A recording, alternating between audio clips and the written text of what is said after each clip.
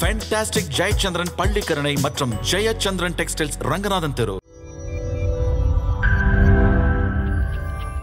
SP பாலியல் அத்துமீறல் விவகாரத்திலே இத்தனை மெதுவா நடவடிக்கை எடுத்துச்சுன்னா சாமானிய நபர்கள் விவகாரத்துல எங்க நடவடிக்கை எடுக்க போகுது என தமிழகமே சலித்து கொள்ளும் அளவுக்குத்தான் இருக்கிறது காவல்துறையின் சுறுசுறுப்பு. பெண் எஸ்பி பாலியல் அத்துமீறல் விவகாரத்தில் சிறப்பு டிஜிபி காத்திருப்பு பட்டியலில் வைக்கப்பட்டதையும் எஸ்பி முத்தரசியை விசாரணை அதிகாரியாக நியமித்து விசாகா விசாரணை குழு அமைத்ததை தவிர வேறு எந்த நடவடிக்கையும் எடுக்கப்படவில்லை. பெண் எஸ்பி புகார் கொடுக்க சென்ற போது பரனூர் சுங்கஞ்சாவடியில் தடுத்த செங்கல்பட்டு எஸ்பி கண்ணன் மீது நடவடிக்கை எதுவும் எடுக்கப்படவில்லை என்ற குமரல் பொதுமக்களிடமும் பல்வேறு அமைப்புகளிடமும் எழுந்துள்ளது. இந்நிலையில் 10 பெண் IPS அதிகாரிகள் தமிழக டிஜிபி திருப்பாதியை சந்தித்து சிறப்பு டிஜிபி மீது புகார் அளித்த பெண் எஸ்பிக்கு தொடர்ந்து கொலை மிரட்டல் வருவதாகவும் அவருக்கு உரிய பாதுகாப்பு அளிக்க வேண்டும் எனவும் கோரிக்கை விடுத்தனர். மேலும் பாலியல் அத்துமீறலில் ஈடுபட்ட சிறப்பு டிஜிபி காத்திருப்பு பட்டியலில் இருப்பது மட்டும் போதாது எனவும் எஸ்பியை தடுத்த செங்கல்பட்டு எஸ்பி மீது துறை ரீதியான நடவடிக்கை எடுக்க வேண்டும் எனவும் புகார் அளித்தனர்.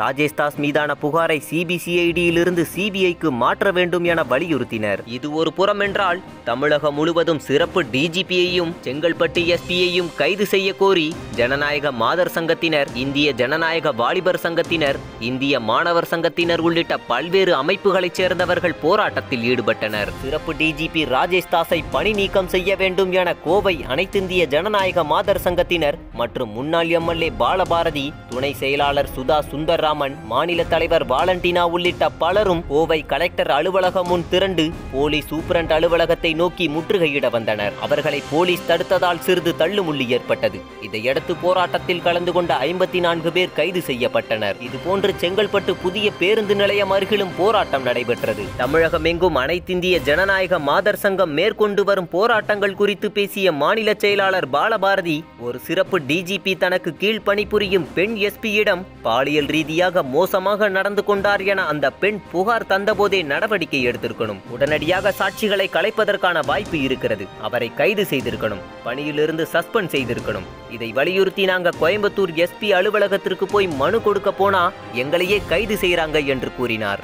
இது ஒரு புறம் இருக்க, இந்த வழக்கில் சிறப்பு டிஜிபி ராஜேஷ் தாஸ் தரப்பில் சமரசம் செய்ய முயன்ற வேறொரு அதிகாரி பேரும் தட்டுப்பட்டு இருக்கிறது. பெண் எஸ்பியின் புகாரின் பேரில் பதிவு செய்யப்பட்ட FIR-இல் உள்துறை செயலாளர் தமிழக டிஜிபியிடம் புகார் அளித்துவிட்டு வீடு திரும்பும் வழியில் எனது கணவர் எனக்கு போன் செய்து எனது தந்தையிடம் 944 என்ற எண்ணில் ஆரம்பித்து 101 என்ற எண்ணில் முடியும் அலைபேசியிலிருந்து ராஜேஷ் தாஸ் சார்பாக ஒருவர் பேசியதாகவும் சமரசம் மற்றும் சமாதானமாக போவது பற்றி பேச விரும்புவதாகவும் கூறியிருக்கிறார். எனது மாமனாருக்கு இந்த விவகாரம் குறித்து தெரிவிக்கவில்லையாதலால் ராஜேஷ் தாஸ் என்னிடம் முறையின்றி நடந்து கொண்டதாகவும் அதற்கு மன்னிப்பு கோர என் காலில் விழ தயாராக இருப்பதாகவும் அந்த நபர் குறிப்பிட்டிருக்கிறார். இதை கேட்டு எனது மாமனார் வெறுப்பில் பேச்சின் நடுவிலேயே இணைப்பை துண்டித்து விட்டார் என்று FIR-இல் குறிப்பிட்டிருந்தார். மாநில காவலர் பணி சேவையில் உள்ள உறுப்பினர்களின் முகவரி, தொலைபேசி, அலைபேசி எண்கள் தொகுக்கப்பட்டிருக்கும். புத்தகத்தில் பார்த்தபோது அந்த எண் மேற்கு மண்டலத்தைச் சேர்ந்த டெபுட்டி கமிஷனர் ஒருவரின் முகவரியின் கீழ் இடம்பெற்றுள்ளது. பெண் எஸ்பி மீதான பாலியல் அத்துமீறல் குறித்து கடும் கண்டனம் தெரிவித்திருக்கும் எதிர்க்கட்சி தலைவர் ஸ்டாலின்,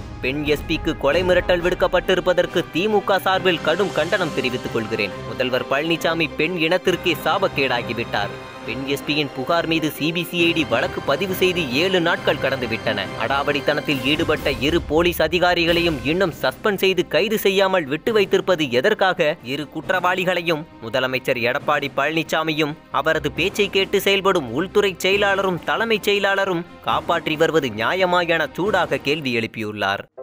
நக்கீரன் டிவிக்கு சப்ஸ்கிரைப் செய்யுங்கள். உங்கள் ஆதரவே எங்கள் பலம்.